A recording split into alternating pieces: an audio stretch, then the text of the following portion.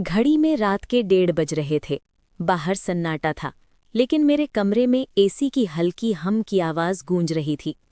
मैं, स्नेहा, 23 साल की थी और अपनी पढ़ाई पूरी करके अभी अभी घर लौटी थी।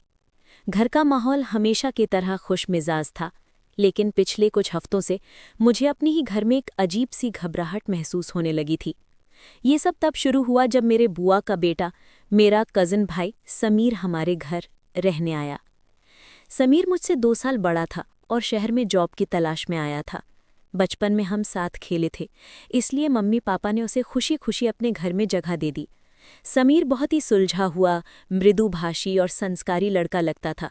घर के हर काम में वो मम्मी का हाथ बंटाता और पापा के साथ भी वक्त बिताता, लेकिन उसका सबसे ज्यादा ध्यान मुझ पर था। गर्मियों की दोपहर थी, मैं अपने कमरे में लेटी किताब पढ़ रही थी। अचानक समीर कमरे में आया। उसके हाथ में आम का पन्ना था।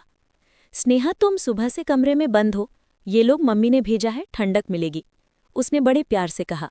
मैंने मुस्कुराते हुए ग्लास ले लिया। थैंक यू भैया। वो वहीं कुर्सी खींचकर बैठ गया। उसकी नज़रें मुझे अजीब लग रही थीं।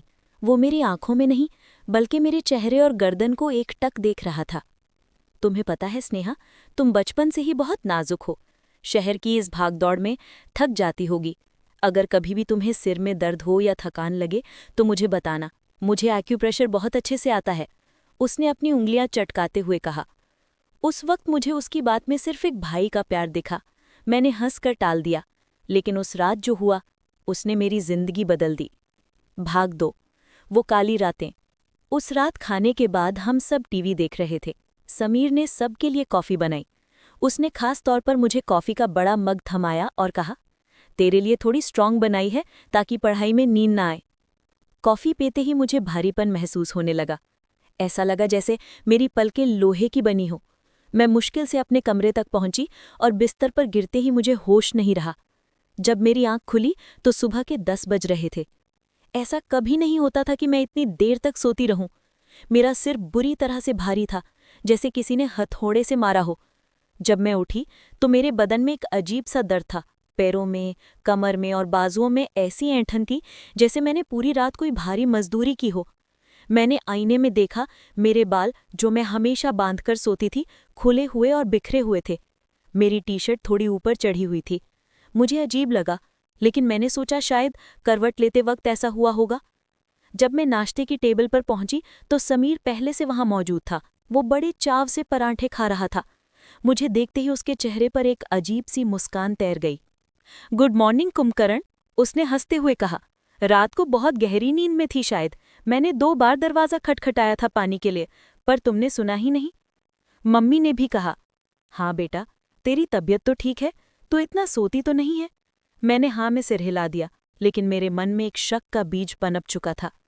मुझे याद नहीं था कि मैंने दरवाज़ा लॉक किया था या नहीं। ये सिलसिला रुकने का नाम नहीं ले रहा था। अब अक्सर ऐसा होने लगा था। हफ्ते में 2-3 बार समीर मेरे लिए कुछ पीने को लाता, कभी दूध, कभी जूस, कभी कॉफ़ी, और हर बार उसे पीने के बाद मैं बेहोश हो जाती। अगली सुबह वही थकान, वही बदन दर्द और वही बिखरे हुए कपड़े। एक रात मुझे नींद के बीच में कुछ महसूस हुआ। मैं पूरी तरह होश में नहीं थी। मेरा शरीर सुन्न था, लेकिन मेरा दिमाग कहीं न कहीं जागा हुआ था। मुझे लगा जैसे कोई मेरे बिस्तर के किनारे बैठा है। एक भारी हाथ मेरे पैरों को सहला रहा था। वो हाथ धीरे धीरे ऊपर की ओर बढ़ रहा था। मैं चीखना चाहती थी, अपना पैर हिलाना चाहती थी, लेकिन मेरा शरीर मेरा साथ नहीं दे रहा था। ऐसा लग रहा था जैसे मैं लकवाग्रस्त हो गई हूं। वो स्पर्श मेरे भाई जैसा नहीं था। उसमें एक भूख थी, एक गंदापन था। फिर मुझे कानों के पास किसी की गर्म सांसें महसूस हुईं। कोई मेरे बालों को सूंघ रहा था। कितनी कोमल हो तुम, एक फुसफुसाहट सुनाई दी। वो आवाज़ समीर की थी। अगली सुबह जब मैं उठी तो मैं डर से कांप रही थी। क्या वो सपना था या हकीकत? मैंने खुद को तसल्ली देने की कोशिश की कि ये सिर्फ एक बुरा सपना है। समीर मेरा भाई है, वो ऐसा नहीं कर सकता।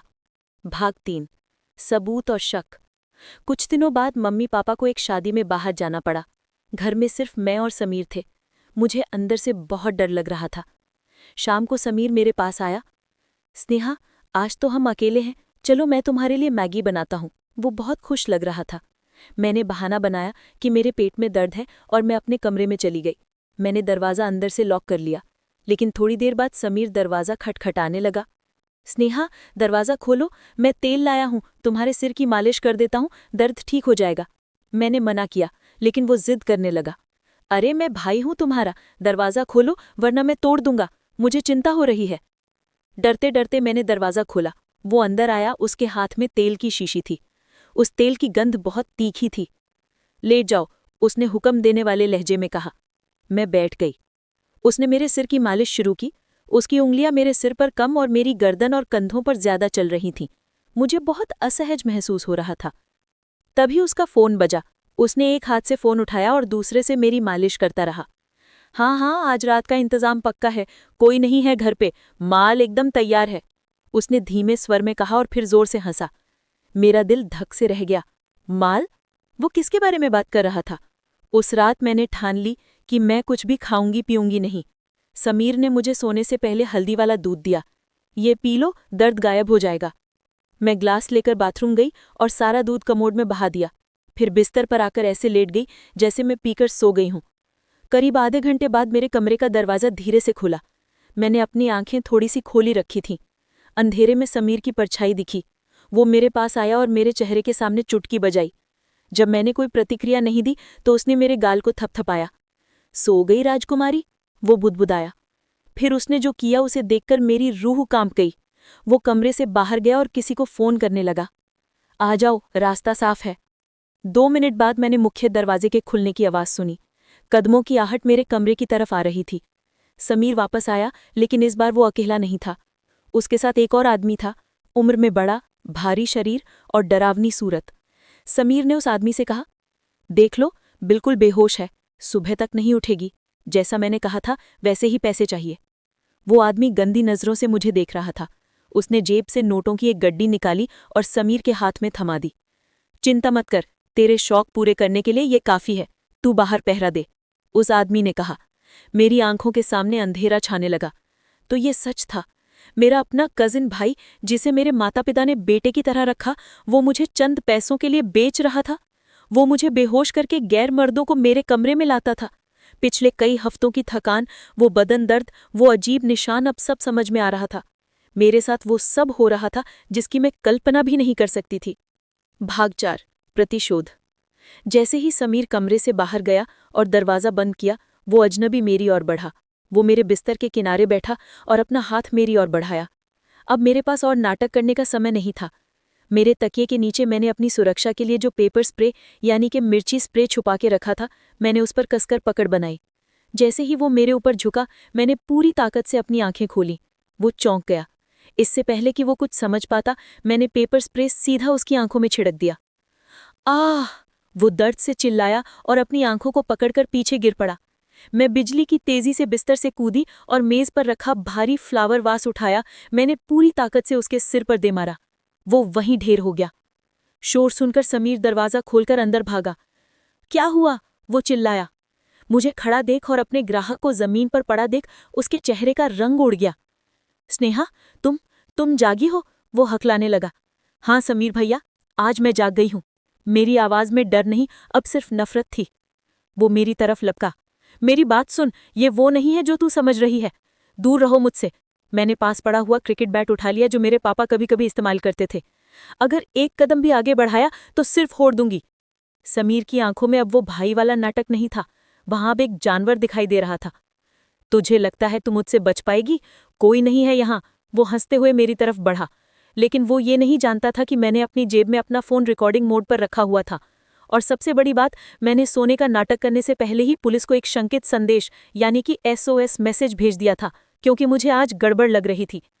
और किस्मत से मेरे पड़ोसी जो पुलिस में ही थे, मैंने उन्हें पहले ही दिन में बता दिया था कि मुझे घर में डर लग रहा है। तभी बाहर सायरन की आवाज़ सुनाई दी। समीर का ध्यान भटका।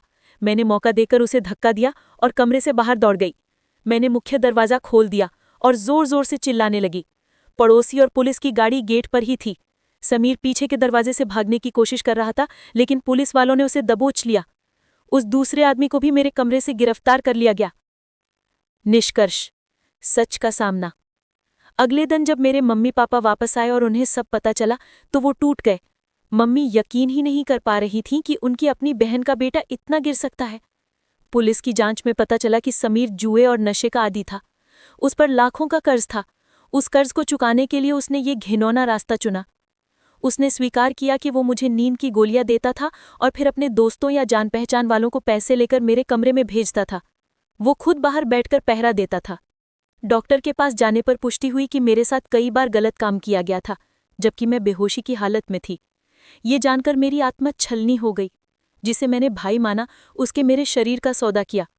समीर और उस आदमी को लंबी जेल की सजा हुई, लेकिन जो घाव उन्होंने मुझे दिए थे वो शायद कभी नहीं भरेंगे। उस दिन के बाद से मुझे किसी के हाथ के बने खाने या पीने पर भरोसा नहीं रहा। मुझे नींद में भी डर लगने लगा। दोस्तों, ये कहानी हमें सिखाती है कि शैतान हमेशा डरावने चेहरे के साथ नहीं आता। कभी कभी वो सबसे प्यारे रिश्ते और सबसे भरोसेमंद चेहरे के पीछे